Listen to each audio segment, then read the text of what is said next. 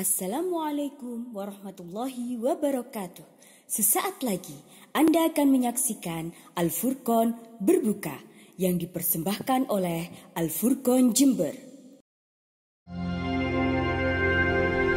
Al-Furqon Jember, Qur'ani dan berprestasi. Assalamualaikum warahmatullahi wabarakatuh. Alhamdulillahi rabbil alamin. Alhamdulillahilladzi hadana lihada wama kunna linahtadiya laula an hadana Allah. Alhamdulillah alqail fi kitabihil karim syahru ramadan alladzi unzila fihi alquran hudan linnas wa bayyinatin minal huda wal furqan. Wassalatu wassalamu ala asyrafil anbiya wal mursalin Sayyidina Muhammadin wa ala alihi wa sahbihi ajma'in. Ikhwanana fillah, saudara-saudaraku yang dirahmati Allah. Pada kesempatan yang penuh berkah ini, kita akan sedikit mengulas tema yaitu bersama Al-Quran di bulan suci Ramadan. Berkaitan dengan tema ini, ada sebuah hadis Rasulullah yang menurut saya sangat luar biasa sebagai pengingat bagi kita semua. Dalam sebuah hadis yang diriwayatkan oleh Imam Bukhari, Rasulullah sallallahu alaihi wasallam bersabda, qala Rasulullah sallallahu alaihi wasallam, ma min mu'minin zakarin wala unsa, hurrin wala mamlukin. Tidak ada seorang mukmin pun, laki-laki dan perempuan, hamba sahaya maupun berstatus merdeka, illa walillahi azza wa jal alaihi haqqun ay yata'allama minal Qur'an.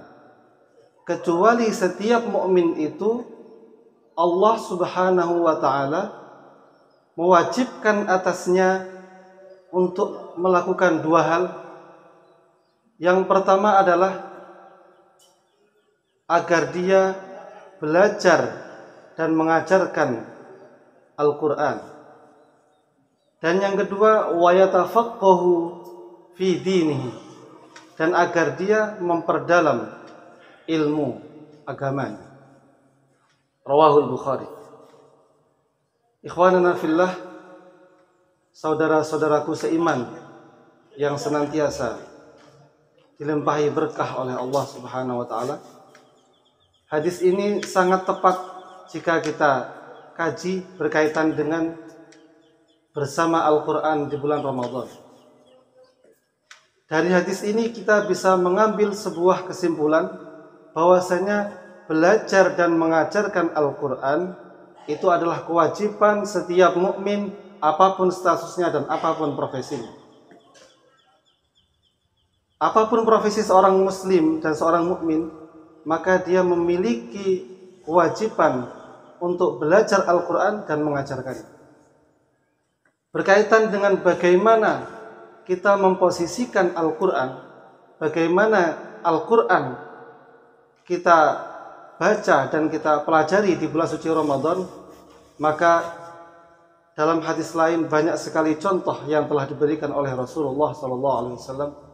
Di antaranya, sebagaimana diriwayatkan oleh Imam Bukhari, Fatimah mengatakan, inna abaha akhbaraha anna Jibril kana yu'ariduhul Qur'an fi kulli amin marratan wa fi amin tawaffahu marratain. Di setiap tahun Rasulullah sallallahu alaihi wasallam bertalaqi dengan malaikat Jibril 30 juz Al-Qur'an satu kali dalam setiap tahun.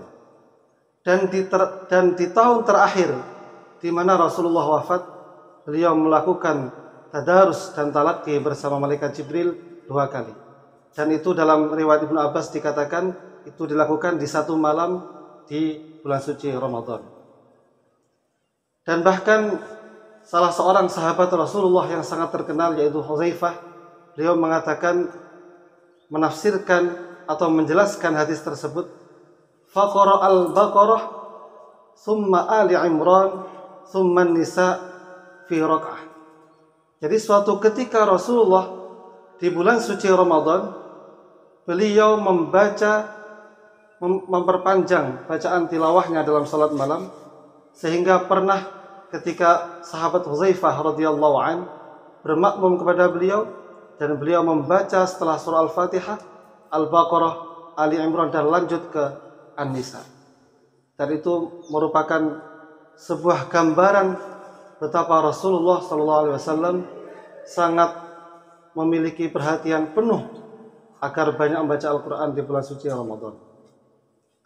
Dalam sebuah hadis lain di mana diriwayatkan bahwasanya Rasulullah SAW ketika memasuki bulan suci Ramadan, beliau di akhir bulan Ramadan, beliau untuk mendapatkan malam Lailatul Qadar, maka ada 3 hal yang dilakukan oleh Rasulullah, yaitu yang pertama, syadda mi'zarah. Rasulullah itu menyingkapkan lengan bajunya, itu pertanda mempersiapkan dengan totalitas, mempersiapkan dengan sesungguh-sungguhnya. Dan yang kedua adalah wa ahya lailah, yaitu menghidupkan malam-malamnya dengan salat malam, dengan menjaga fardu-fardu yang diwajibkan oleh Allah, dan dengan bersedekah dan amal-amal saleh yang lain. Dan yang terakhir, beliau tidak hanya berbuat amal saleh untuk dirinya, beliau wa aiqadha ahlah, yaitu membangunkan keluarga. Beliau mengajarkan kepada kita bagaimana kita beramal saleh secara cerdas, yaitu kita mengajak kawan, mengajak family, mengajak saudara kita agar bersama-sama kita masuk ke dalam surga. Dan dengan kita mengajak saudara kita, kemudian saudara kita melakukan amal soleh, maka tentunya kita akan mendapatkan pahala yang mengalir dari ajakan amal soleh yang kita lakukan terhadap saudara kita. Kemudian contoh yang diberikan oleh para ulama salafus salih, di mana dalam sebuah riwayat dikatakan, kana lil imam Syafi'i khatmatan fi kulli lailah siwa shalah. Jadi Imam Syafi'i itu di bulan suci Ramadan, beliau membaca Al-Quran 2 kali khatam di luar sholat.